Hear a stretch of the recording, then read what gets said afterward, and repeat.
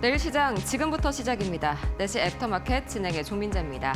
오늘 시장을 한 단어로 표현을 해보자면요. 표리부동, 겉과 속이 많이 달랐달까요?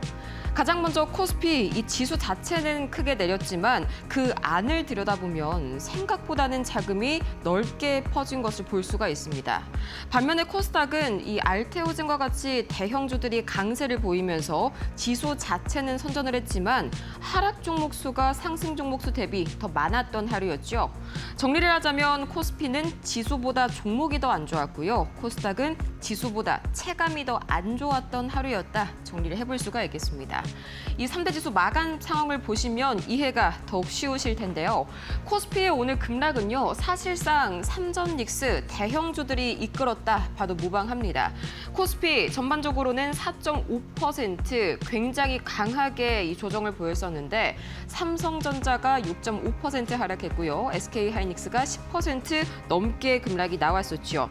대형 반도체 단이 흔들리니까요. 그 돈이 자연스럽게 코스닥 쪽으로 이동을 하게 됩니다. 코스닥 결국에는 0.26% 5거래일 연속 상승을 이어갔고요. 800선을 넘어서 마무리가 됐죠. 이 코스닥이 드디어 800선을 넘겼다는 거는 단순한 기술적 반등이라고만 설명하기에는 어렵습니다. 한마디로 시장의 체질이 이제 본격적으로 변해가고 있구나라는 걸 느낄 수 있는 대목이죠. 자, 그럼 하루 동안 어떤 이슈들이 이 지수들을 변동폭을 더욱더 심화시켰을까요? 일중 흐름 함께 보시죠. 가장 먼저 코스피 일중 흐름입니다. 오늘 새벽 5시였죠. 이 샌디스크와 웨스턴 디지털의 실적 발표로 반도체 투심이 이미 악화된 상태에서 장이 시작이 됐습니다. 깨파락으로 출발한 코스피였고요. 외인이 점차적으로 매도폭을 늘려가면서 6,200선까지 밀려났습니다. 결과적으로는 오후 10시가 넘어서 6거래일 만에 매도 사이드카가 발동한 코스피였고요. 올해 들어서는 24번째 코스피 매도 사이드카였죠. 정말 하루 걸러서 하루 이 사이드카와 서킷 브레이커가 걸리는 그런 장세 아직도 완전히 벗어나지를 못했네요. 이후에 5일선과 11선을 차례대로 이탈하게 되면서 이 780선 부근에서 이후에 이 코스피가 5일선과 11선을 차례대로 이탈한 뒤에 7,800선 부근에서 저가 매수세가 유입이 되는가 싶었지만 아쉽게도 현재 지수가 완전히 무너지면서 이 상황이 마무리가 됐고요. 이어서 코스닥 보도록 하겠습니다. 간밤에 나스닥의 기술주 약세에 하락으로 출발했던 코스닥 전거래일 깨 파단까지는 조정이 나왔습니다. 780선을 깨는 흐름이 장중에는 나와줬지만 다행히 기관이 저가 매수세에 들어가게 되면서 오후 들어서 지수가 상승 전환에 성공했고요. 810선을 돌파하는 움직임까지 장중에 나왔습니다. 결과적으로는 이 800선에 안착하면서 오늘 하루를 마무리 지은 코스닥이죠. 수급 상황도 코스닥이 조금 더 낫습니다. 한번 보실까요? 먼저 양시장 모두 오늘은 코스피 코스닥 개인 매수세가 유입이 됐다라는 게 보이실 겁니다. 그런데 문제는요, 외인이죠. 지금 원달러 환율이 1,423원까지 내려왔는데요. 상당히 환율이 많이 진정이 되면서 외인에게는 우호적인 여건이 됐지만 그럼에도 불구하고 기대만큼 외인의 매수세가 다시 돌아오지 않고 있다는 점, 특히나 오늘은 3조 원 이상의 강한 매도 공세를 이어갔다는 점이 굉장히 부담스럽게 작용이 됩니다. 다만 코스닥의 경우에는 외인 매도세 혼자 지금 나와주고 있는 홀로 매물을 팔아내고 있는 외인이었고요. 기관과 개인이 동시에 이 매수 신호를 보냈습니다. 한마디로 기관이 매수에 들어간 걸로 봐서 코스피보다는 수급 상황이 더 나은 코스닥이구나 이렇게 체크를 해볼 수가 있겠습니다. 자, 그러면 오늘 코스피 왜 또 6거래일 만에 매도 사이드카가 나왔을까요? 레버리지 보완책도 효과가 없었던 걸까요? 바로 한번 이유 체크해 보시죠. 오늘 코스피가 가장 크게 밀렸던 이유는 제가 종전에 말씀드린 것처럼 이 메모리 반도체가 급락하면서 대형주 단위 쇼크가 왔기 때문입니다. 한마디로 삼전닉스의 급락이 오늘 코스피 지수를 이만큼 끌어내렸다는 건데 여러 가지 악재가 한꺼번에 겹쳤습니다. 오늘 메모리 반도체가 약했던 이유 가장 첫 번째는 샌디스크였죠. 실적 자체는 괜찮았지만요. 앞으로의 매출 전망, 그러니까 가이던스가 시장에 굉장히 높았었던 기대치를 충족시키지 못했습니다. 그러면서 시간 내에서 주가가 5% 이상 급락하는 모습들이 나왔고요. 투자자들은 이걸 보고 역시나 메모리 업황 아직 안심할 단계가 아니구나. 생각보다 이 피크가 빨리 식는 거 아니야? 이런 걱정을 다시 한번 하기 시작했죠. 거기에다가 두 번째 악재도 더해졌습니다. 바로 AI 서버에 들어가는 HBM 관련 문제였는데요. 지금까지는 이 빅테크들이요, 12층짜리 이 12단 HBM을 많이 사용할 것으로 예상이 됐는데 돈이 너무 많이 드는 거예요, 생각보다. 그래서 엔비디아랑 AMD, 구글이 이 비용을 줄이기 위해서 일부 제품에서 12층이 아니라 8층짜리 HBM 사용을 늘리는 쪽으로 방향을 선회하고 있습니다. 쉽게 말하면 이런 고급 메모리를 한 서버에 예전보다는 이 수량을 더 적게 넣겠다는 건데 당연히 그러면 메모리 수요에 대한 기대감이 낮아질 수밖에 없겠죠. 또 세 번째는 SK 하이닉스의 계약도 굉장히 말이 많았습니다. 엔비디아와 장기 공급을 이 LTA를 맺는 과정에서 HBM 가격을 생각보다 많이 못 올렸다. 이런 이슈들이 나왔는데 생각보다 메모리 가격이 많이 오르지 못할 수도 있겠다라는 우려감이 여기에서 나오게 되면서 삼성전자와 마이크론에 비해서 SK 하이닉스가 오늘 상대적으로는 하방 압력을 많이 받았던 것이고요. 네 번째로는 수급 문제도 한몫했습니다. 최근 반도체가 급락을 한번 했잖아요. 그러면서 이제 저가 매수세에 나섰던 이 헤지 펀드들이 손실을 좀 줄이기 위해서 주식을 강제적으로 팔아냈고요. 또 두 번째로는 중국 자금 규제 영향도 있었습니다. 중국에서 돈줄을 워낙 강하게 틀어주다 보니까 홍콩에서 판매된 삼성전자랑 SK 하이닉스 이 ELS 물량도 마찬가지로 시장에 갑자기 풀리게 됐고요. 이게 또 매도 압력을 키웠습니다. 결국에는 업황 우려와 또 가격 우려, 일부 수급 악화까지 겹치면서 오늘 삼성전자와 SK 하이닉스가 우르르 일제히 무너지게 된 것이죠. 자, 그런데 그럼에도 불구하고 오늘 코스닥은 5거래일 연속 상승세를 이어났습니다. 지난주 금요일에 폭발적인 급등 이후에도 되돌림이 아직 나오지 않았다라는 게 이 코스닥의 가장 긍정적인 부분이었겠죠. 코스피는 이렇게 흔들렸는데 코스닥은 왜 이렇게 견조했을까요? 시장에는요, 들어오는 돈의 양이 정해져 있기 때문입니다. 그동안 반도체로 몰렸었던 자금이 오늘처럼 반도체가 흔들리니까 자연스럽게 다른 곳을 찾아가기 시작한 건데 그 결과 상대적으로 덜 올랐었던 코스닥과 중소형주로 순환매가 이어지게 된 것이죠. 아니 그러면 그동안은 왜 안 그랬나요? 그동안은 왜 다 같이 빠졌나요? 레버리지 때문이죠. 하지만 레버리지의 강력한 보완책이 나오자마자 코스피의 혈이 막히면 코스닥으로 자연스럽게 돈이 퍼져나가는 이 모든 흐름들이 다시 한번 완성이 된 겁니다. 또 거기에다가 소외주 쪽으로도 계속해서 돈이 들어오고 있죠. 이 소외주는요, 오랫동안 주가가 눌려 있었기 때문에 상당히 좀 가격 부담이 적습니다. 그 이야기는 뒷장에서 조금 더 자세하게 이야기 나눠보도록 하겠고요. 어쨌든 이 코스닥과 소외주, 중소형주로 돈이 쏠리다 보니까 코스닥이 다시 한번 800선을 회복했고 가장 먼저 온기를 흡수를 했던 게 바로 제약바이오였습니다.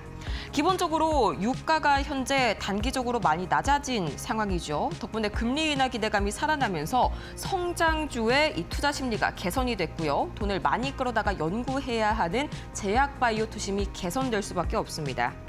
또 기술 이전이나 임상 성과처럼 기업별 개별 호재 이슈도 타이밍이 딱 좋게 나와줬습니다. 덕분에 제약바이오가 지금 선두에 선 그런 상황이고요.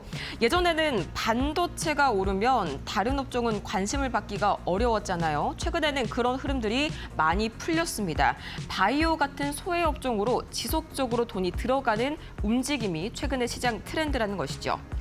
그래서 지금 시장은요, 단순한 반등으로만 봐서는 안 됩니다. 이 반도체만 가던 시장에서 종목별로 돌아가는 이 순환매 장세로 조금씩 변하고 있다는 게 지속적으로 일주일 내내 확인이 되고 있습니다. 자, 그런데 이런 돈이 돌아가는 흐름들은요, 코스닥뿐만이 아니라 코스피 안에서도 나타나고 있는데요. 한번 보실까요? 일단 지금 시장은요, 반도체와 소외주 간의 대결 구도다라고 정리할 수가 있겠습니다. 반도체는요, AI랑 HBM이라는 강력한 성장 스토리가 있죠. 하지만 단기간에 너무 많이 올랐습니다. 비싸고요, 가격 부담도 커졌고요, 레버리지와 같은 수급적인 변수가 아직까지는 남아있죠. 반대로 소외주는요, 오랫동안 주가가 눌려 있었기 때문에 가격 부담이 상당히 적습니다. 거기에다가 이번에 실적 시즌 아직 일주일 정도 남았죠. 지금이 한창 하이라이트다라고 볼 수가 있겠는데 이 실적이 조금만 개선됐다라는 뉴스가 나오면은 당연히 주가가 크게 반응할 수밖에 없습니다. 가격이 원체 싸져 있는 구간이니까요. 이 최근에는요, 그래서 셀트리온이 이 바이오 대형주로 재평가를 받아주고 있고 또 이외에도 LG 생활건강 오늘 큰 폭으로 10% 이상 상승하는 흐름이 나왔죠. 이 중국 쪽에서 소비가 다시 한번 좀 회복될 것이란 기대감. 옛날에는 시장이 이런 뉴스를 봐주지 않았는데 이제는 반도체가 워낙 많이 오르기도 했었고 레버리지 쪽의 수급 부담이 풀리기도 하니까 이런 뉴스들을 시장이 보기 시작했다라는 겁니다. 결국 오늘 시장이 던진 메시지는 비교적 명확하죠. 이 앞으로는 반도체가 흔들릴 때마다 그 자금이 이런 소외주 쪽으로 꾸준히 이동을 할 것이고요.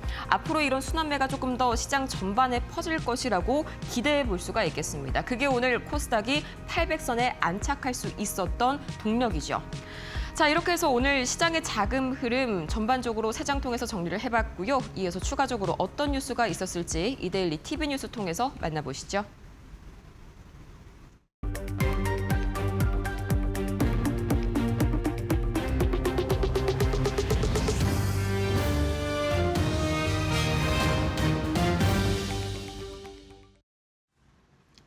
안녕하십니까, 이동재입니다. 이데일리 TV 뉴스 첫 번째 소식 전해드립니다. 김정관 산업통상부 장관이 반도체 업계 등에서 불거진 성과급 요구와 관련해 주주총회 승인 의무화가 담긴 상법 개정을 논의 중이라고 밝혔습니다. 김 장관은 오늘 서울 프레스센터에서 열린 관훈 토론회에서 반도체 기업이 거둔 이익은 공유의 대상이 아니라 미래시장 선점을 위해 전액 재투자돼야 한다고 밝혔습니다. 특히 반도체는 국가의 유일한 전략 산업이라며 반도체 기업이 번 돈은 전액 재투자할 수 있도록 도와야 하고 오히려 기업이 수백 조를 벌면 정부가 전력과 용수 인프라 등에 수십 조를 더 보태줘야만 1조 달러 규모로 커질 글로벌 시장에서 미국, 중국과 경쟁할 수 있다고 강조했습니다. 이어 영업이익 연동 성과급에 대해선 회사의 주인인 주주와 투자자의 이익에 반하는 월권이라고 밝혔습니다. 영업이익을 무조건 나누는 식의 구조는 자본주의의 건전한 발전을 저해한다며 성과급 지급 시 주주총회 승인을 받도록 하는 방향으로 상법 및 자본시장법 개정을 논의 중이라고 밝혔습니다. 이 밖에도 김 장관은 획일적인 주 52시간 근로제에 대해서도 강도 높은 비판을 쏟아냈습니다. 우리나라 경제가 2분기에도 깜짝 성장을 이어가자 해외 주요 투자은행들이 일제히 한국의 올해 성장률 전망치를 상향 조정했습니다. 국제금융센터에 따르면 7월 말 주요 IB 8곳이 제시한 올해 한국의 실질 국내 총생산 GDP 성장률 전망치는 평균 3.2%로 집계됐습니다. 6월 말과 비교해 약 한 달 만에 0.2%포인트 높아진 수치입니다. 주요 IB들은 지난 4월부터 넉 달 연속 성장 전망치를 상향 조정해왔으며 IB 8곳 중 6곳은 올해 한국 경제가 3%대 성장률을 기록할 것이라고 전망했습니다. JP모건은 올해 한국 경제 성장률이 3.8%를 기록해 4%에 육박할 것이라고 전망했고 시티는 3.7%의 성장을 예상했습니다. 아울러 2분기 실질 GDP가 직전 분기 대비 0.6% 성장해 한국은행의 지난 5월 전망치인 0.2%의 상승을 크게 상회한 만큼 한국은행 역시 8월 수정 경제 전망을 통해 전망을 크게 상향할 것으로 보입니다. 구글의 데이터 센터 구축 프로젝트에 대출 제공을 약속한 은행들이 향후 대출이 실행되면 이 대출 채권을 채권 시장에 넘기는 방안을 추진합니다.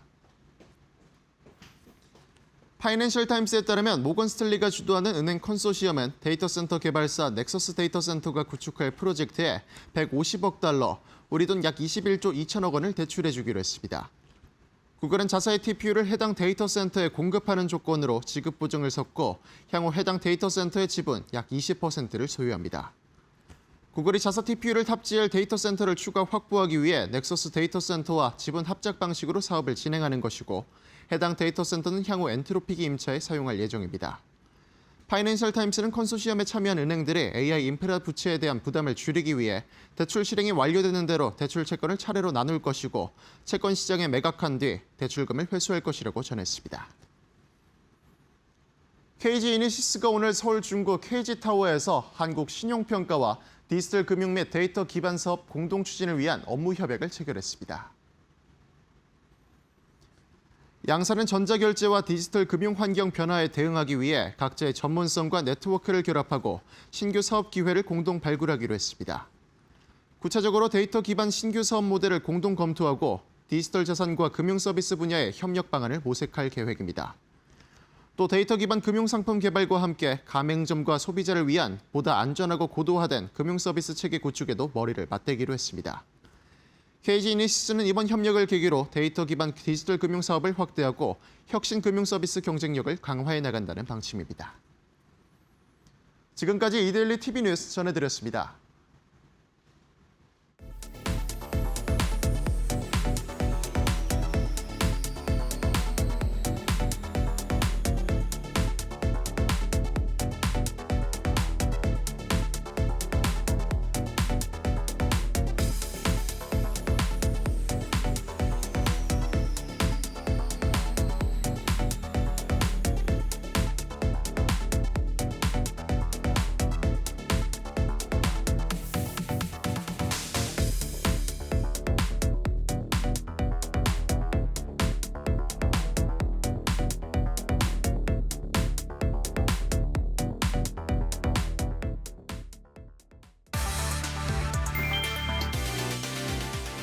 한국 경상수지가 2달 연속 역대 최대 흑자 기록을 갈아치웠다. 반도체와 SSD 등 IT 수출이 폭발하면서 6월 경상수지는 497억 3천만 달러 흑자를 기록했다. 상품 수출은 1,123억 7천만 달러로 사상 처음 1,000억 달러를 넘었고 상품 수지는 478억 9천만 달러 흑자를 냈다. 핵심은 IT 품목이었다. 통관 기준으로 컴퓨터 주변기기 수출은 282.7%, 반도체는 196.9% 급증했다. 무선 통신기기까지 늘면서 IT 품목 전체 수출은 160% 넘게 확대됐다. 외국인의 국내 주식 투자는 차익 실현 매물 영향 등으로 316억 1천만 달러 감소하며 역대 최대 순매도를 기록했다. 수출은 역대급 호황을 보였지만 증시에서는 차익 실현 자금이 빠져나간 셈이다. 반도체 슈퍼사이클이 한국 경제의 흑자 기록을 다시 쓰고 있다.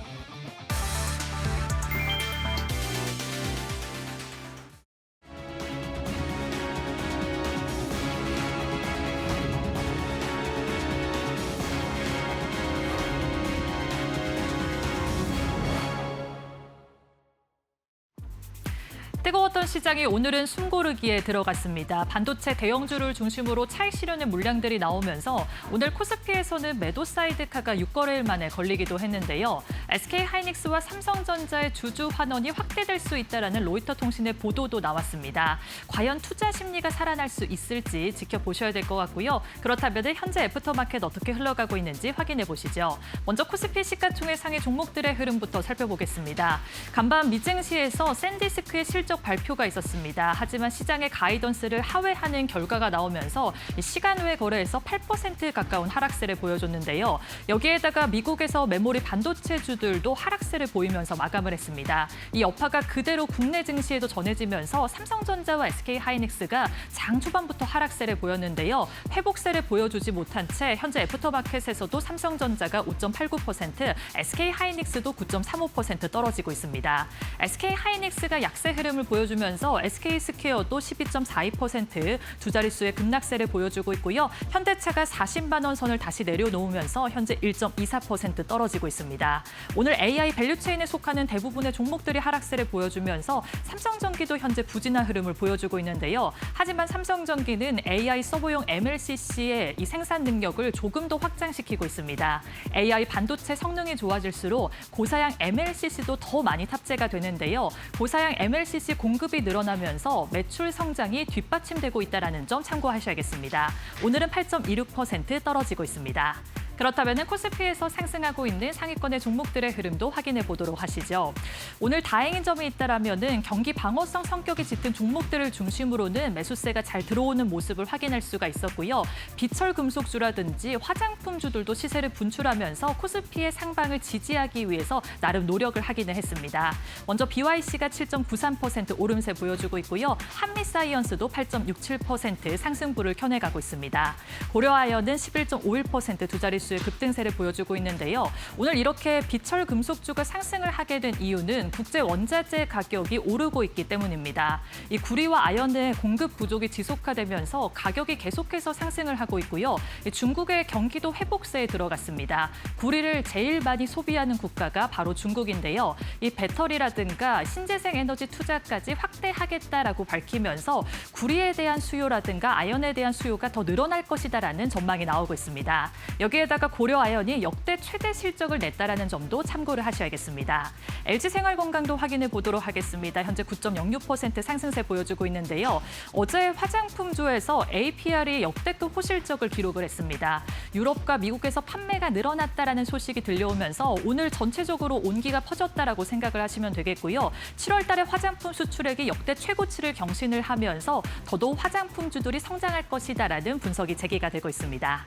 그렇다면 코스닥 시가총액 상위 종목들의 흐름도 확인해 보도록 하시죠. 오늘 기술주라든가 제약바이오 쪽에서 조금의 매수세가 들어오는 모습을 확인할 수가 있었습니다. 반도체 소부장은 전체적으로 조정이 나왔는데 2차 전지가 어제 애프터마켓에서는 약세 흐름을 보여줬는데 그래도 오늘은 견조한 흐름 이어나가고 있습니다. 에코프로가 2.19%, 에코프로비엠이 1.47% 상승세 보여주고 있고요. 알테오젠은 어제 호재 소식이 하나 있었습니다. 5천억 원이 넘는 기술 수출 계약 소식을 들려주면서 5.60% 오름세 보여주고 있습니다. 올해 세 번째 수출 성과라는 점 확인을 하셔야 되고요. 또 제약바이오 대장주 역할을 톡톡히 해내고 있습니다. 그렇다면 코스닥에서도 상승하고 있는 상위권의 종목들의 흐름 확인해 보도록 하시죠. 현재 호재성 이슈가 있는 종목들이 이름을 올리고 있다라고 보시면 되겠습니다. 인바디부터 확인해 보시죠. 20.28% 두 자릿수의 급등세를 보여주고 있는데요. 역대급 호실적을 내놓았습니다. 전년 동기 대비했을 때 매출은 70%, 영업이익은 30%나 늘었다라는 결과가 있었는데요. 체성분을 분석하는 이 장비가 국내를 넘어서서 해외에서까지도 인기가 많아지고 있다라고 합니다. 키움증권에서는 인바디를 재평가해야 된다라는 분석을 내놓으면서 현재 매수세가 잘 유입이 되고 있고요. 클로부터 12.32% 오름세 보여주고 있습니다. 마지막으로 온코닉 테라퓨틱스 확인해 보도록 하시죠. 위식도 영유지라는 신약이 이제 인도 시장에 진출을 하게 됩니다. 이렇게 해외에서 품목 허가가 난 것은 처음이라고 하는데요. 호재 소식이 들려오면서 현재 24.17% 두 자릿수의 급등세 보여주고 있습니다. 지금까지 애프터마켓 흐름 확인해봤습니다. 애프터마켓 일부 본격적으로 시작합니다. 참 김새는 그런 시작이었네요. 과연 내일은 다시 한번 큰 반등에 성공을 해줄 수 있을지 가다니엘 파트너님 모시고 이야기 나눠볼게요. 파트너님 어서 오세요. 네, 안녕하세요. 반갑습니다. 네. 오늘 시장 참 여러모로 아쉬운 점이 많습니다. 매도 사이드카까지 갈 일인가? 이게 레버리지 보완책 등장하고 나서 오늘 처음으로 이제 거래대금이 1조 원 밑으로 떨어졌다 이런 걸 제가 봤었거든요. 그럼에도 불구하고 아직도 시장 변동성은 여전하네요. 네, 맞습니다. 그런데 지난번에서의 우리가 변동성 장세와 함께 ETF에 대한 영향을 받았을 때에 대한 부분들을 봤을 때는 물론 이 10%에 대한 하락분, 자 이렇게 내려갔을 때에 대한 하락세가 네. 정말 커 보입니다. 근데 거래량 없이 지금 하락이 나왔기 때문에 의도적으로 호가창을 좀 비워놓고 밀리는 모습들이 많이 연출이 됐다는 겁니다. 그 말인즉슨 오히려 하락의 폭을 극대화시키면서 거래량이 없는데 하락의 폭을 늘리고 있네? 요건 한번 의심을 해봐야 되지 않을까라고 말씀드리고 싶고요. 그리고 항상 말씀드리지만 우리가 반도체, AI 칩, 그리고 AI 생태계 안에서의 펀더멘털이 훼손될 만한 이유가 있었는지 생각을 해보시면은 네. 그런 이유가 하등의 이유가 없다라고 좀 말씀을 드리고 싶고요. 그리고 어제 제가 한번 말씀드렸었는데 시장이 언제까지 이렇게 치고 올라가면 다 좋겠지만 건강하게 반등이 나오기 위해서는 4거래일 동안 연속적으로 올라왔으니까 네. 이젠 좀 하루 정도는 쉬어주면 어떨까라고 제가 한번 말씀을 드렸었는데 오히려 그래야 더 건강하게 올라갈 수가 있다. 이렇게 말씀드리고 나서 오늘 조금 쉬는 모습들이 있었습니다. 네. 주식시장도 확실히 사람과 똑같습니다. 4일 내내 달렸으면은 조금 쉬어야죠. 계속 뛰라고 하면은 쉬는 시간만 더 늘어납니다. 그래서 중요한 건 오늘 지수가 쉬었다고 해서 사실 자체가 장이 무너진 게 아니기 때문에 쉴 때는 어떻게 쉬었고 이 과정에서 돈에 대한 흐름들, 수급들이 나간 것인지 아니면 다음 순환매를 준비하고 있는지 이걸 먼저 우리가 체크를 해보셔야 됩니다. 그래서 오늘 같은 하루의 조정, 이 반등이 끝났다라는 신호보다는 건강한 반등을 위한 숨 고르기 구간이지 않을까라고 말씀드리고 싶고요. 네. 네, 그래서 건강한 조정이었다. 실제로 뭐 오늘 코스피에서는 상승 종목 수가 하락 종목 수보다 오히려 많았었죠. 그런 점이 좀 긍정적인가요? 네, 그렇게 종목 수로 본다면은 오히려 오늘 좀 버텨주는 장이었나? 아니면 상승 종목이 많다 보니까 오늘 하락이 나온 것이 맞나라고 또 생각이 드신 분들도 계실 겁니다. 네, 그래서 돈에 대한 갈 곳들은 갔고 오히려 기관들에 대한 수급들이 오늘 잘 견뎌주었다는 것. 그렇죠. 그리고 오히려 하락폭을 키우면서 거래량이 없는데 이렇게 하락폭을 키워야 되나? 펀더멘털 훼손도 없고 거래량 없이 호가창을 비우면서 밀었다고 이렇게 되면은 우리가 한 번쯤은 우리 증시에 대해서 의심을 해볼 필요가 있겠습니다. 그래서 저는 오히려 이 버티고 있는 우리 국장 안에서 다음 순환되는 이 후보에 대해서 하나씩 오늘 또 방송을 통해서 짚어보겠고요. 네. 쉬는 건 괜찮습니다. 중요한 건 우리 국장이 다시 뛸 수 있는 체력이 남아 있느냐 없느냐인데 오늘 그 체력을 확인해 보도록 하겠습니다. 좋습니다. 마지막으로 제가 궁금한 게요. 오늘 삼전닉스 주주분들이 그렇게 제 주변에서도 비명을 지르시더라고요. 이런 분들한테 좀 한마디 코멘트를 남겨주신다면요. 일단은 그냥 버틸까요? 지금은 앞전에서 말씀드렸던 첫 번째에 대한 눌림에서는 5일 단기 이평선에 대한 지지가 우선적이었죠. 네. 이제는 11선에 대한 안착에 대한 부분들에 의해서 계속적으로 이 증시에 대한 방향성이 삼전과 닉스에 대해서 흐름이 나올 것입니다. 방금 앞전에서 말씀드렸던 것은 펀더멘털에 대한 훼손에 대해서 말씀드렸어요. 네. HBM에 대한 수요가 2027년도까지 완판되어 있는 상태에서 훼손될 수 있는 가치가 있었냐. 또 중국에 대한 CXMT의 이슈가 발생이 되었을 때 AI 모델 수익에 대한 부분들이 발생되었을 때 훼손될 수 있는 만한 가치가 있었느냐고 봤더니 뉴스에서는 우리 국장 안에서의 반도체 칩 이 관련주, 네. 대장주들이 움직일 만한 훼손될 만한 이슈가 없었다는 사실입니다. 그러면 우리가 또 다시 한 번 더 의심을 해봐야 되지 않을까? 오히려 눌러줄 때마다 우리가 또 2차적으로도 볼 수 있는 조금 기회가 오지 않을까라고 말씀드리고 싶습니다. 네, 좋습니다. 좀 많이 위안이 될 만한 그런 말씀을 해주셨네요. 자, 그러면 본격적으로 이제 오늘 장에서의 애프터마켓 특징 섹터 파헤쳐 보도록 할 텐데요. 오늘 특징 섹터는 뭘로 준비해 주셨나요? 네, 시장이 4거래일 동안 반등하고 오늘 좀 쉬어가는 구간에서 숫자로 증명한 기업들만이 돈이 들어옵니다. 결국 시장이 정상화될수록 테마만 보는 것이 아니라 실적이 찍히는 기업들, 실제로 돈을 버는 기업들 쪽에서의 이런 수급들이 이동하는 모습들이 오늘도 국장을 통해서 포착이 됐는데요. 네. 그래서 오늘 핵심 키워드는 실적입니다. 실적주. 자, 지수가 쉬어가는 날에는 오히려 이렇게 확실한 실적을 보여주는 기업들에 의해서 자금이 몰리는 모습들이 나타났고요. 오늘 핵심 수급은 실적 모멘텀주입니다. 네. 자, 그래서 첫 번째 종목은 우리 인바디, 인바디 종목을 보겠습니다. 첫 번째 그러면은 특징 종목으로 지금 인바디를 꼽아 주신 거군요. 네, 얘도 맞습니다. 마찬가지로 낙폭과대 실적주라고 볼 수가 있을까요? 네, 오늘 인바디가 실제로 낙폭과대에 대해서 올라왔었던 종목이었고요. 그리고 오늘 20%가 넘게 올라가는 상승세에 대한 이유는 명확합니다. 실적이 붙어있는 상태에서 매출이 전년도 대비했을 때 30%가 증가했는데 영업이익은 70% 이상 무려 증가를 했습니다. 체성분 분석기 중심의 헬스케어 기업이고 이미 이 판매처가 해외에 대한 판매처를 확대시키면서 수요가 많은 구조를 계속적으로 좀 발생시키는 부분들이 있었습니다. 네. 그래서 단순히 물건만 파는 것이 아니라 팔 때마다 이익이 점점 커지는 구조로서 만들어가고 있고 이런 좀 흔들리는 장에서는요. 기대감만 있는 이런 종목들보다는 숫자로 증명된 기업이 이 시장에서의 프리미엄이 붙을 수밖에 없다. 그래서 네. 인바디를 꼽았습니다. 네, 좋습니다. 인바디도 지금 상당히 지금 저평가가 되어 있는 종목이죠. 두 번째 종목이 궁금한데요. 이 친구도 오늘 강한 이유가 실적에 있었을까요? 두 번째 친구 뭐죠? 네, 두 번째 종목도 고려아연이라는 종목입니다.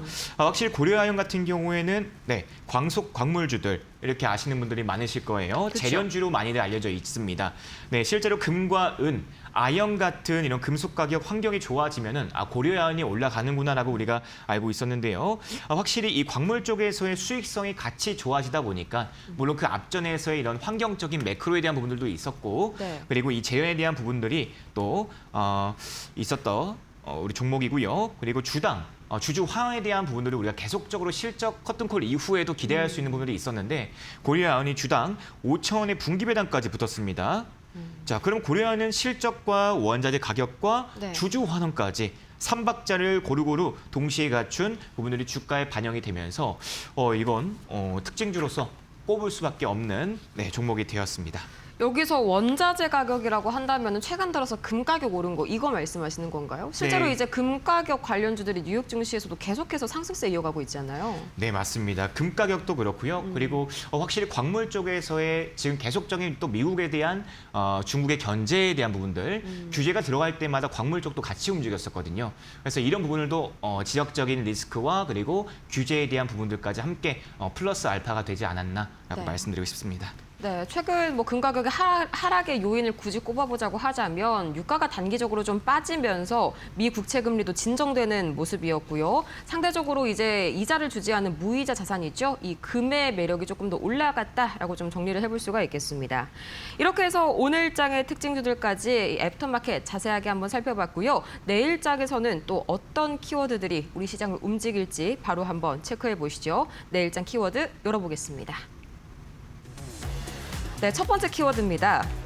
국민성장펀드. 내일이 드디어 이 국민성장펀드 2차 최종 운용사의 선정이 있는 날인데요. 과연 저번 1차 때처럼 코스닥에 다시 한번 활기를 불어 넣어줄 수 있을지 관련 수혜 섹터, 수혜주에는 어떤 게 있을지 파헤쳐 보도록 할게요. 두 번째 이슈입니다. 사실 이번 주에 가장 중요한 매크로 이벤트죠. 미국의 고용 보고서 7월분이 바로 내일 밤 9시 30분에 나오는데요.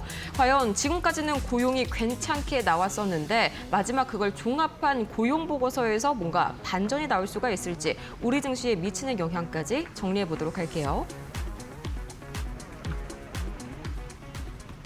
네, 첫 번째 이슈가 국민성장펀드. 이제 내일이 바로 2차 최종 운용사 선정이 있는 날인데 사실 저는 1차 때는 좀 실망이 많았어요. 굉장히 한 며칠간은 가줄 줄 알았는데 하루 반짝하고 바로 코스닥이 꺾였었단 말이죠. 이번에도 좀 비슷할까요? 아무래도 전과는 좀 시장에 대한 분위기가 조금 달라지고 있다라는 부분들, 네. 시장이 워낙 또 강세를 보이기 때문에 지금 쉬어갔을 때 그럼 다시 한 번 더 좀 불을 붙일 수 있는 재료가 무엇일까라고 보게 됐을 때 기대감으로 다시 한 번 더 올라갈 수 있는 부분들이 있다라고 말씀드리면서요. 네. 확실히 국민성장펀드가 이번에 1차가 완판이 됐지 않습니까? 그렇죠. 그래서 기대감이 2차에 이어서도 이번에 최종 운용사가 선정이 된 이후에 대한 그림들을 본다면은 단순한 일정이 아니라 3분기 중에서의 6천억 규모에 대한 부분들과 또 재정 후순위 1,200억 원, 그렇죠? 7,200원에 대한 출시 계획을 내면서 네. 선정되는 이런 절차, 그리고 최종 선정된 부분들이 다시 한 번 더 이 모멘텀으로 작용하면서 앞전에서 있었던 그 시장에 대한 분위기가 하루지만 이번에야말로 조금 새로운 재료로서 좀 훈풍을 다시 한 번 더 불러오지 않을까라는 기대감이 있고요. 실제로 코스닥 기업들 중에서도 오늘 상승분이 조금 있었던 것처럼 네. 상승분이 있었던 기업들의 상승률처럼 오늘 그리고 내일 이틀 이제 국민성장펀드에 대한 분위기를 점차 좀 기대할 수 있는 분위기가 아닌가라는 부분들이 있겠습니다. 네. 그리고 지금 저는 그럼 이 돈이 국민성장펀드의 기대감이 어디로 흘러가냐는 거예요. 네, 그래서 AI, 반도체, 로봇, 바이오 같은 국가 전략 산업으로 정책 기대감이 다시 좀 확산이 될 것이다라는데 주목을 하고 있는 곳이 바로 코스닥입니다. 결국에는 이 첨단 산업과 벤처 혁신 기업이죠. 그래서 대형 가치주보다는 AI, 로봇, 바이오, 반도체, 첨단 소장 같은 코스닥에 조금 많이 포진된 성장 산업과의 접점이 굉장히 큰 것이 코스닥장이다 보니까 네. 최근에 올라갔었던 코스피 장세에서 계속 이 코스닥에 대한 흐름으로 다시 좀 순환매가 들어오는 이런 시장에 대한 분위기도 같이 좀 힘을 내지 않을까라는 부분들. 그래서 코스닥의 중소형주까지 온기가 확산되고 있는 부분들을 우리가 내일 또 기대해 볼 수 있는 키워드로 가지고 왔고요. 네. 자, 코스닥 활성화를 기대해보고 이어서는 또 정책 성장주들의 순환매 장세 속에서 이런 연결고리들을 한번 같이 보도록 하겠습니다. 네. 확실히 이제 레버리지, 보완책이 강하게 틀어쥐다 보니까 돈이 이제 좀 코스닥으로 쏠리는 흐름들이 나오잖아요. 이제는 진짜 코스닥 좀 추세를 전환했다고 봐도 괜찮을까요? 5거래일 연속 상승이 나왔잖아요. 네, 맞습니다. 확실히 돈이 이 시장 안에서에 대한 순환매를 통해서 코스닥 시장 안에 들어왔던 거는 결국에는 물론 ETF에 대한 규제와 함께 그런 자금도 같이 들어온 것도 있고요. 네. 확실한 것은 외국인들이 그 다음에 대한 방향성을 코스닥 쪽으로 잡고 건강한 반등을 보였다는 것. 돈이 들어오는 힘을 믿으시라고 말씀드렸죠. 네, 외국인 세들에 대한 계획들은 상당히 저평가된 이런 벤처 혁신 기업들에 의해서 아까 말씀드렸던 AI 반도체, 로봇과 바이오 같은 이런 정책 기대감이 살아있는 종목들이 워낙 저평가가 되어 있는 기업들이 많다 보니까 펀더멘털이 훼손되지가 않았는데 너무 가격적으로 메리트가 있다. 그래서 코스닥에 대한 지금의 훈풍들도 이제 영향이 받지 않았나 이렇게 말씀드리겠습니다. 네, 알겠습니다. 그러면 AI 로봇, 반도체, 소부장, 그리고 바이오까지 실제로 정책 자금이 이어질 수 있는 이 연결고리를 주시해서 보셔야겠고요. 두 번째, 내일 이 이벤트가 뭐니 해도 가장 중요하겠죠. 미국의 7월 고용 보고서. 일단 어제는요, ADP 고용이 우리 시각으로 밤에 나와줬는데 이게 약간 예고편 성격이잖아요. 굉장히 잘 나와줬어요. 전월 대비해가지고 이제 반토막이 났고 예상치를 하회했는데 그러면 우리 좀 마음 놓고 지켜봐도 되는 거 아니에요, 이것도? 일단은 지금 그렇죠. 시장 환경과 좀 같이 봐야 될 것 같습니다. ADP가 제가 저번 방송에서 말씀드렸을 때는 4만에서 10만 사이 네. 이렇게 예상 범위 안에서 움직였으면 좋겠다라고 말씀드리고 나서 물론 예상치보다 더 많이 하락을 한 4만 4천 명의 증가에 그치면서 고용에 대한 과열이 조금 한풀 꺾이는 이런 모습들이 보였습니다. 네. 확실히 근데 지금 시장에 대한 분위기는 유가 부담이 정말 해소가 된 부분들이 있었죠. 유가가 진정이 됐고 또 AI에 대한 데이터 센터에 대한 부분들, 실제로 캐펙스에 대한 투자를 계속적으로 실적과 함께 늘리려는 이런 모습들, 이런 부분들이 계속적으로 시장의 강세로 이어지면서 확실히 지금 긍정적인 이런 모습들을 보이고 있는 건 맞습니다.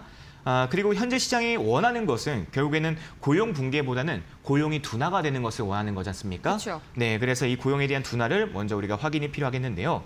그래서 오늘 밤엔 또 신규 실업수당 청구수가 있습니다. 이거는 또 어떤 지표인가요? 약간 헷갈리실 수도 있을 것 같아요. 고용보고서랑 신규 실업수당 청구 건수랑. 네, 앞전에 수요일까지는 우리가 구인구직에 대한 지표였다면은 이제 목금을 통해서는 실업률에 대한 지표입니다. 네. 그래서 목금과 월화수목금에 대한 지표를 이제 구인과 또 이제 실업률을 또 확인을 해서 최종적으로 비농고용수를 통해서 네. 고용 지표를 정리해서 나오게 되는데요. 네, 실제로 20만 건 초반 정도 나온다면은 적당한 수치 20만 건 초반 정도를 만나면은 결국에는 이 경기가 버티고 있는데 고용에 대한 과열은 식는다. 그러면 우리가 앞에서 말씀드렸던 FOMC에 대한 부분들이 이제 동결을 했다라는 그런 의미가 네. 조금 더 괜찮게 좀 받아들이지 않을까라고 말씀드리고 있고요. 네. 자, 하지만 진짜 승부는 내일입니다. 네, 한국 시간으로는 내일 밤 미국의 7월 비농업 고용과 실업률이 발표가 됩니다.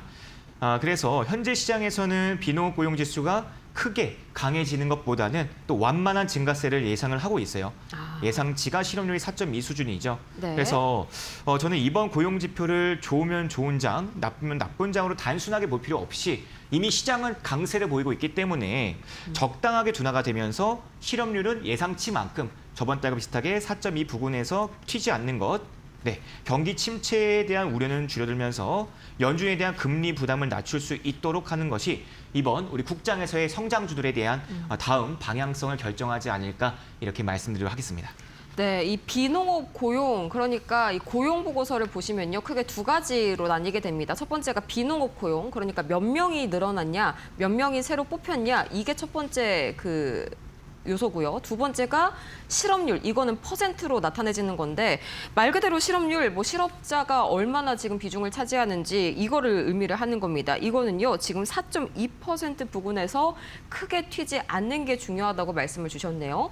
나머지 이번 주에 나왔었던 다른 지표들은 괜찮았었나요? 예를 들자면은 서비스업 지표라든지 ISM 지표 이런 것들은 크게 문제가 없었나요? 네. ISM도 확실히 제조업 부분에서의 확장 국면을 말씀드리다 보니까 네. 지금 나오는 실적들과 함께 빅테크 기업들의 실적들과 함께 힘을 받쳐서 이 시장에 대한 분위기를 다시 반전시켰다라고 보고 있습니다. 그래서 괜찮은 흐름들 말씀드립니다. 네, 실제로 미국 서비스업도 이제 7월 달이 확장 국면을 계속해서 유지를 했었죠. 이렇게 나머지가 다 골디락스인 장세에서 고용만 좀 꺾여준다면 금리 인하에 대한 기대감이 더 커질 거고요. 장기적으로 우리 특히나 기술주 성장주들에 대해서 우호적인 환경이 조성이 될 걸로 기대가 많이 되네요. 내일 밤 9시 30분 미국 고용보고서 반드시 챙겨보셔야겠고요.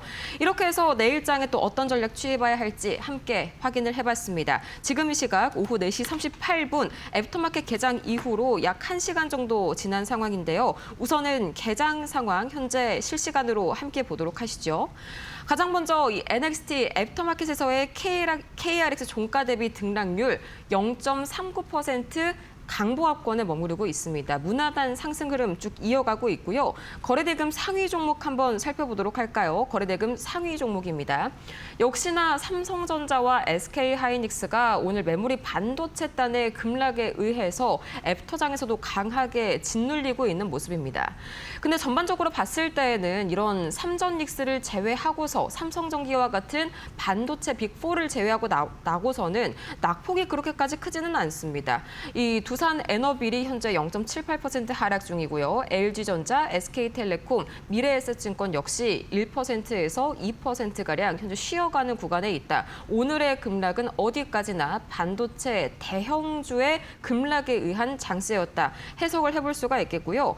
또 추가적으로 코스닥 거래대금 상위 종목도 한번 살펴보도록 할까요? 코스닥 거래대금 상위 종목입니다. 확실히 제약바이오, 로봇, 그리고 이 기판주까지 전반적으로 화장품주도 좋았고요. 재생에너지단도 다시 한번 힘을 받아가는 흐름이죠. 하나의 섹터에 몰리는 게 아니라요. 이제는 코스닥 전반적으로 낙폭과대 실적주 위주로 수급이 확산되고 있구나. 이런 흐름 체크를 해볼 수가 있겠습니다.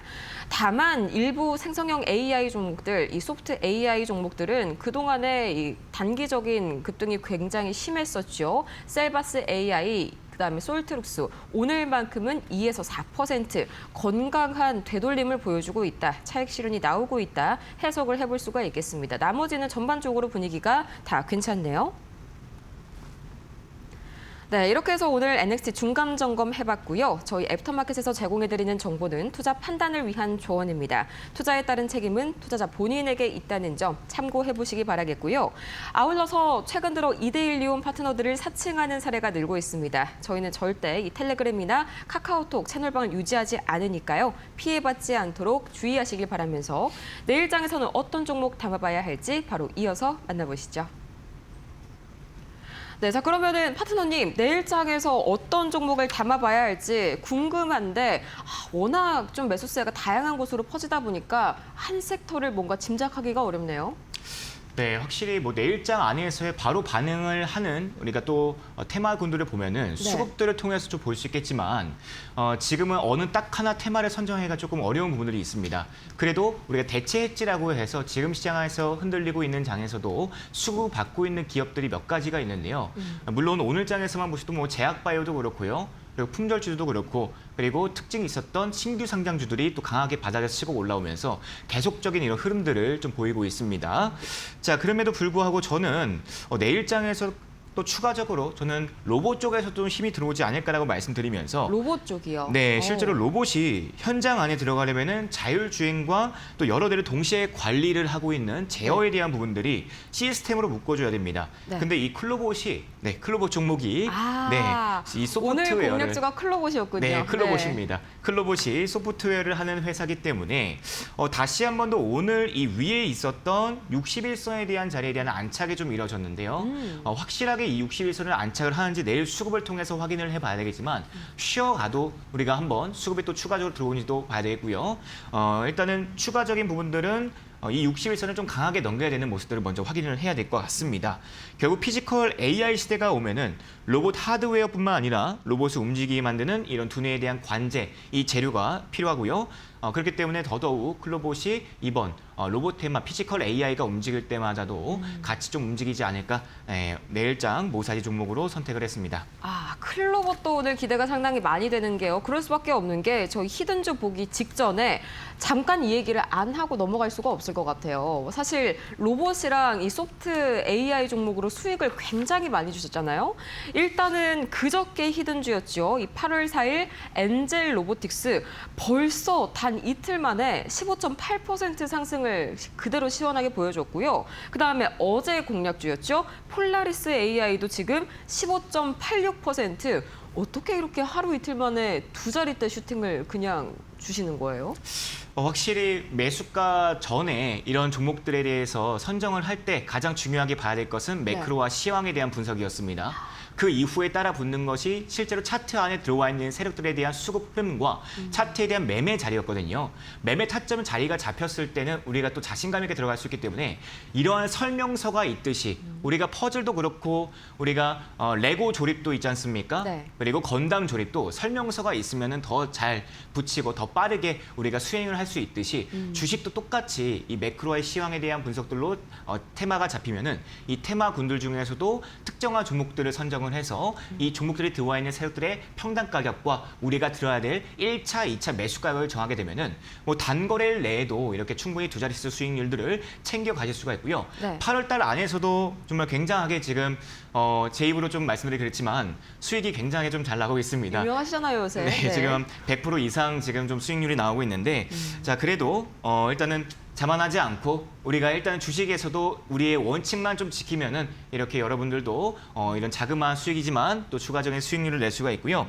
네. 실제로 엔젤 로보틱스 같은 경우에는 로봇이 다시 상승한 뒤에 추가적인 눌림이 나왔었죠. 한번 쉬어가는 자리가 있었는데 그때 어떤 규제였냐면은 광통신에 대한 규제가 나오면서 로봇이 1차적으로 쉬었단 말입니다. 그렇죠. 이제 미국에서 중국 쪽으로 한 그 뉴스였죠. 맞습니다. 그래서 규제와 규제가 붙은 사이에서 이 규제에 대한 힘이 쉬어가니까 다른 규제가 올라가네? 그럼 이 규제는 힘을 모으는 순간이 있어야 되지 않겠습니까? 우리 국장과 비슷하듯이 힘을 모았으면 다시 한 번 더 이 규제가 부각이 되면서 아직 이 규제에 대한 부분들이 식지 않았다 보니까 로봇에 대한 힘이 계속 살아있는 것을 생각을 하고요. 그럼 엔젤 로보틱스 모아가세요. 자신감 있게 말씀드린 거고 1차 매수 가격 안에서 2거래일 동안 충분히 우리가 모을 수 있는 구간이 있었습니다. 그래서 15.8% 수익과 함께 나오고요. 축하드립니다. 네. 그리고 그다음에 폴라리스 AI도 똑같이 이제 이건 어제 공략을 해봤는데 15% 이상의 수익이 나왔잖아요. 네, 맞습니다. 폴라리스 AI는 확실하게 앞전에서의 응축된 생성형 AI에 대한 부분들이 있었는데요. 사실 폴라리스 AI는 제가 먼저 히든 종목으로 우리가 1차 목표 가격을 달성했던 그룹이에요. 그랬었죠. 네. 그리고 나서 또 다니엘 공부방과 그리고 우리 또 내일장 모사지에 네, 대해서 공략적으로 힘이 모여졌죠. 일단 매크로 시황에서도 팔란티어라는 정말 굉장한 또 재료에 대한 이슈가 붙고 또 앞전에서 ISM에 대한 지표도 호황이었고요. 네. 자, 이런 모든 부분들이 퍼즐이 맞춰갈 때 설명서 확인했지 않습니까? 매수해야죠. 어느 가격에서요? 제가 드렸던 가격급 라인 안에서 정확하게 매집된 이후에 오늘 또 이렇게 힘든 장세에서도 15.86%까지 슈팅이 나오면서 히든 종목을 통해서 보시면은 2차 목표가까지 올라왔고요. 그리고 우리가 공방에서 얘기했고 방송에서 말씀드렸던 구간에서는 또 10% 이상의 두 자릿수 수익이 나오면서요. 결국에는 이런 시장에 대한 테마와 수급을 계속적으로 좀 추적하면서 다음 움직임이 나올 수 있는 이런 가능성이 높은 종목들을 잡으셔야 됩니다. 잡으셔야 되고 그리고 우리는 이런 종목이 세팅이 되었을 때 들어갈 자리가 중요하지 않습니까? 그쵸. 제가 계속 말씀드리지만 우리가 매수는 기술적인 부분들이 필요합니다. 근데 매도는요. 예술이라고 말씀드렸듯이 예술 하실 분들도 정말 필요한 구간이고 예술을 원하시는 분들도 좀 수익에 대해서도 좀 네. 그릴 수 있는 부분들까지 수익을 내실 수 있는 부분들까지 그림을 또 그려보시는 게 어떤가 말씀을 좋습니다. 드리겠습니다. 정리를 해보자면은 그러니까 제가 요새 계속 여쭤보잖아요. 하루에 몇 시간 주무시냐고. 그만큼 매크로랑 미장에 대한 시황을 엄청 딥하게 봐주시기 때문에 그 이후에 차트에 대한 대응도 정확하게 맞아떨어지는 게 아닌가 이렇게 좀 정리를 해볼 수가 있네요. 요새 또 워낙 또 명성이 자자하시니까요. 네. 그러면 오늘 장에서의 히든주는 또 어떤 친구가 기다리고 있을지 뭐 이 친구도 하루 이틀 만에 두 자릿대 수익률 안겨주는 거 아닌가요? 네, 그랬으면 좋겠습니다. 네, 힌트 살짝만 주시죠. 네, 저는 일단은 오늘 드리는 히든 종목은 눌림 매매에 대한 기법을 가지고 제가 힌트를 좀 드리도록 하겠습니다. 이건 이제 기준봉에 대한 매매 기법과 좀 다른 기법인데요. 제가 정말 또 좋아하는 기법 중 하나이기 때문에 히든 종목을 꼽았습니다. 자, 가장 먼저 본 키워드는 AI 에이전트입니다. AI 에이전트. 네, 처음에는 AI 반도체에서 그다음에 생성형 AI, 뭐 폴라리스 AI처럼 그렇게 수익을 냈었죠. 이제는 AI가 직접 판단하고 행동을 하는 AI 에이전트입니다. 그렇기 때문에 단순히 사람들이 질문하고 답변하는 데서 끝나는 것이 아니라 AI가 스스로 공부를 하고 우리가 자는 시간에도 그렇죠. 쌓아가는 거예요. 그래서 이 생성형 AI 이후에 AI 에이전트가 실제 산업과 만나면 이 연결고리가 극대화될 수 있는 이 시장에 와 있단 말입니다. 네. 그래서 AI 에이전트, XR 공간 컴퓨팅, 디지털 트윈까지 한 단계 나아가면은 이 코스닥 상장사 속에서 네. AI 소프트 회사가 아니고요. 네. AI와 현실 공간을 연결하는 기술력을 가지고 있습니다. 그리고 제가 코스피인지 코스닥인지 그것만 좀 살짝 주시면 안 돼요? 네, 코스닥입니다. 네, 알겠습니다. 코스닥이고요. 좋습니다. 그래서 정말 AI 이 시대에 필요한 정말 필요한 에이전트 기업인 만큼 궁금하신 분들은 네. 이렇게 그래서 힌트가 다 나온 것 같은데 아직 결정적인 힌트 한 방에 안 나왔는데요. 궁금하신 여러분께서는 지금 바로 히든주 화면 하단을 참고하셔서 문자 샵 3772번을 통해서 가다니엘 4글자 보내주시면요. 저희 공부방 통해서 히든주 바로 확인을 해보실 수가 있겠고요. 또 이제 저희 가다니엘 파트너님 매일 밤 9시에 진행해주시는 온라인 공개 방송 내일 밤 9시에 또 고용지표가 발표가 되잖아요. 고용보고서 혼자 대응하지 마시고요. 저희 가다니엘 파트너님의 공개 방송과 함께 내일 시장 전략까지 함께 세워보시면 좋을 것 같네요.